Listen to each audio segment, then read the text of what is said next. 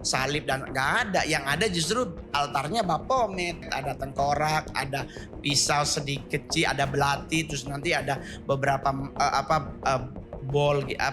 baskom gitu-gitu. Udah gitu doang.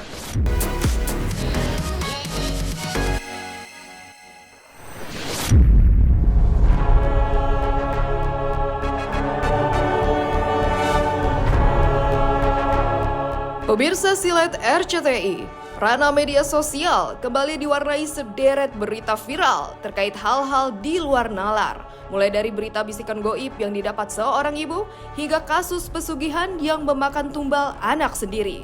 Hingga sederet kisah artis yang pernah ikut aliran menyimpang.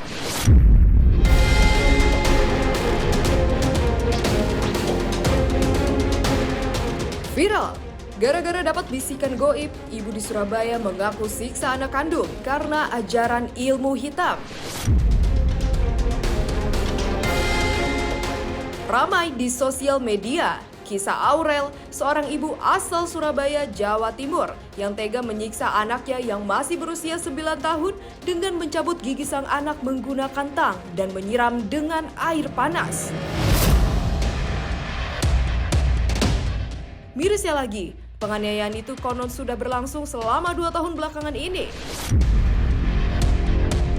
Aurel mengaku penyiksaan itu dilakukannya lantaran ia mendapatkan bisikan goib pasca menekuni ilmu hitam, yang salah satu syaratnya adalah bersedia menyiksa anak kandungnya sendiri.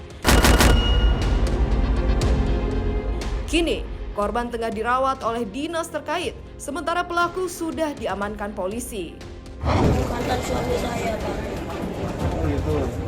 Apa yang diharuskan dalam ajaran itu?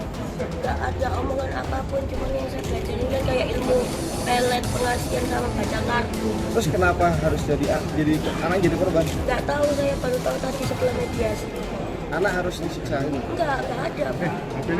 Cuman kalau saya marah Terus itu kok kayak gigi anakmu di saya gak nyakut, Pak. terus Saya pecah pakai tang, tapi gak saya cabut. kok dipecah Kalau kenapa? makannya lama, 4 jam kalau makan.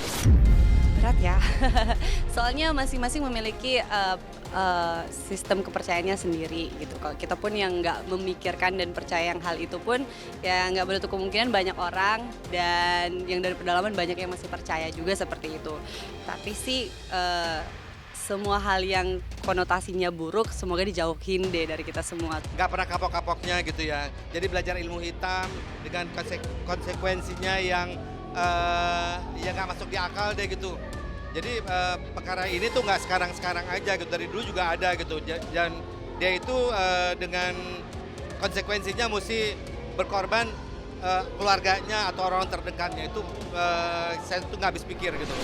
Ketika zaman sudah terukur dengan uang dan apapun dihitungnya dengan uang, maka manusia akan mencari uang, akan mencari materi itu berbagai macam cara. Dan kemudian dari stresnya menghadapi kehidupan, berdasarkan kekurangannya keimanan, maka yang dicari adalah dukun dengan maksud dan tujuan mencari jalan pintas. Mereka nanya itu dalam rangka bertanya bagaimana, apa, dan harus ke siapa. Itu mereka mencari dukun dalam rangka stres, mencari kehidupan, dan karena memang memiliki kekurangan iman.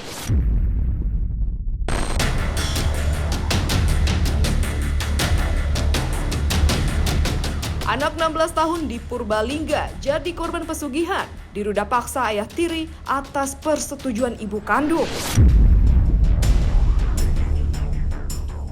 SK, seorang ibu di Purbalingga, Jawa Tengah, tega membiarkan putri kandungnya yang baru berusia 16 tahun diruda paksa oleh RM, suami SK, yang tak lain adalah ayah sambung putrinya. Korban diruda paksa ayah sambungnya dengan dalih bagian dari ritual pesugihan yang tengah dijalani SK dan RM. Meski korban sempat diam, namun akhirnya kasus ini terbongkar. Polisi kemudian mengamankan SK dan RM dengan sangkaan pemerkosaan anak di bawah umur. Lantas, bagaimana pemuka agama menyikapi berbagai kejadian tentang masyarakat yang masih mempercayai ilmu hitam hingga aliran sesat? Modusnya adalah si suami ini bercerita kepada istrinya SK bahwa dia mempunyai istri gaib, dan istri gaib ini meminta tumbal dalam bentuk hawa nafsu. Istrinya percaya karena si korban, tersangka ini juga mengaku sebagai dukun, bisa perdukunannya untuk belajar bisnis dukunnya, dia perlukan tumbalnya dalam bentuk hawa nafsu. Sehingga akhirnya istri pun percaya dan menguji istrinya istrinya pun menawarkan anaknya untuk bersetubuh dengan bapaknya. Pokoknya kagak boleh namanya pesugihan, terusnya apalagi tuh yang berbuat dosa itu jangan dilakuin lah. Itu kan mengorbankan keluarga kita, harus ada tumbal, harus ada ono ini. Itu perjanjian sama seton. Itu ya haram ya, dosa besar, salah satu dosa besar, salah satu sifat yang dibenci sama Tuhan gitu, Allah SWT. Karena kan kembali lagi yang namanya rezeki kan semua Allah yang ngatur. Jadi segala sesuatu apapun kita mintanya sama yang di atas, sama Allah begitu. Itu dia, makanya kebanyakan orang langsung pengen kaya gitu tanpa ada proses, tanpa ada kerja keras. Ya begitu, akhirnya setan masuk tuh. Udah daripada lu kerja capek-capek, udah mendingan pesugihan aja udah gitu. Jadi ya hal-hal yang kayak gitu ya haram gitu, dosa besar. Persugihan atau perdukunan itu dilarang dalam ajaran agama Islam. Menyakiti seseorang muslim, apalagi keluarga sendiri, yang tidak berhubungan dengan sebuah keilmuan ataupun ritual, itu sudah diharamkan dalam ajaran agama Islam. Jadi pada intinya adalah kembalilah kepada Allah, perteballah keimanan bahwa hidup kita semuanya sudah ditakdirkan oleh Allah, sudah memiliki takdir masing-masing. Jangan melanggar syariat ketika kita ingin merubah kehidupan kita di alam dunia.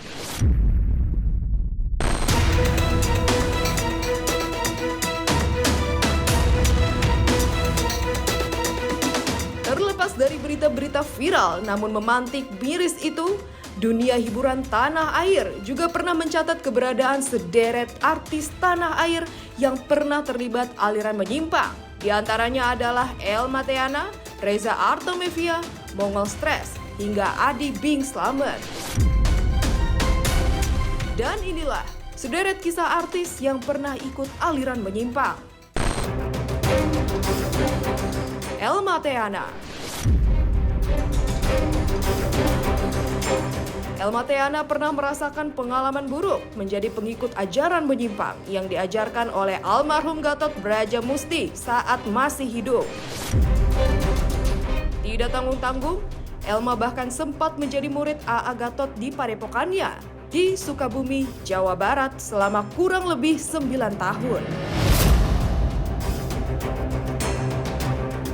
Selama kurun waktu bertahun-tahun itu pula, Elma dicekoki ajaran menyimpang serta narkoba dengan nama yang disamarkan yaitu makanan jin.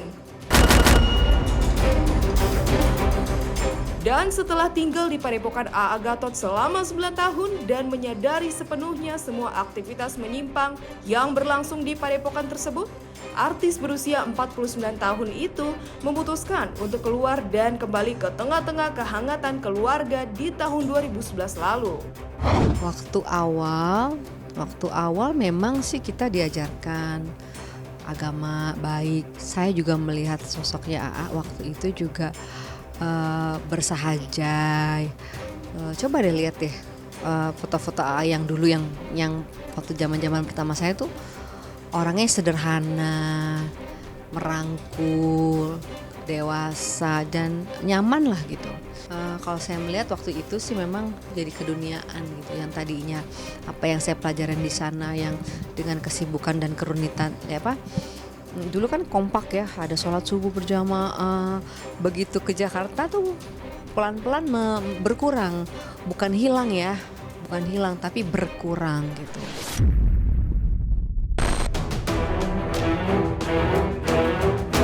Reza Artamevia.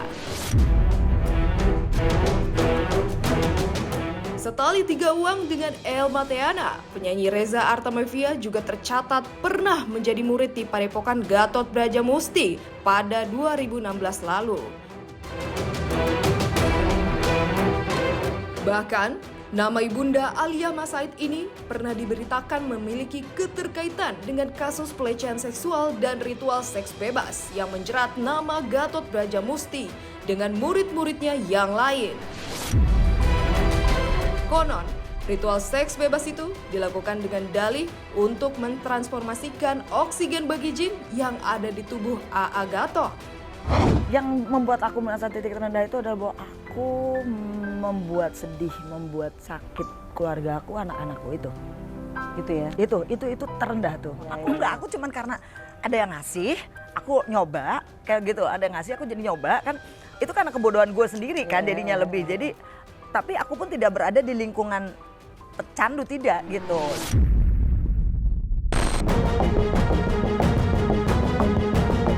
Mongol Stress. Komika papan atas Mongol Stress secara terbuka mengakui jika dirinya pernah menjadi pengikut aliran menyimpang alias sekte satanik. Dan selama bergabung di sekte ini, Mongol sempat stres lantaran tidak bisa keluar. Kalaupun bisa, taruhannya nyawa melayang. Namun akhirnya, setelah 7 tahun menjadi pengikut sekte satanik itu, Mongol berhasil keluar dan kini rutin menguliti keberadaan sekte menyimpang tersebut. Sebenarnya kalau konsep penyesatan itu lebih ke siapa dulu yang menjadi titik sentral yang disembah. Itu mereka lebih mempercayai tentang apa? Hidup bebas. Tetapi kalau ditanya Tuhannya siapa? AIM, komunitas penyesatan ini juga sama. Kita di satanisme nggak ada nyembah Yesus, nggak ada altar, ada altar terus ada salib dan nggak ada. Yang ada justru altarnya Baphomet, ada tengkorak, ada pisau sedikit kecil, ada belati, terus nanti ada beberapa baskom gitu-gitu. Udah gitu doang. Until now sih sampai hari ini gue masih aman terkendali. Gue masih berjalan pada koridor yang udah Tuhan tetapkan. Gue masih memegang teguh hukum, etika dan moral. Jadi everything buat gue nggak ngaruh.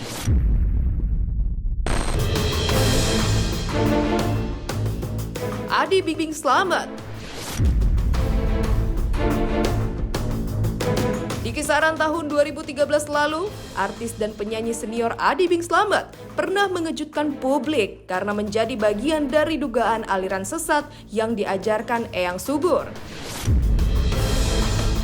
Adi berdalih tergiur tergabung dengan aliran sesat itu lantaran ia sempat terobsesi dengan hal-hal duniawi.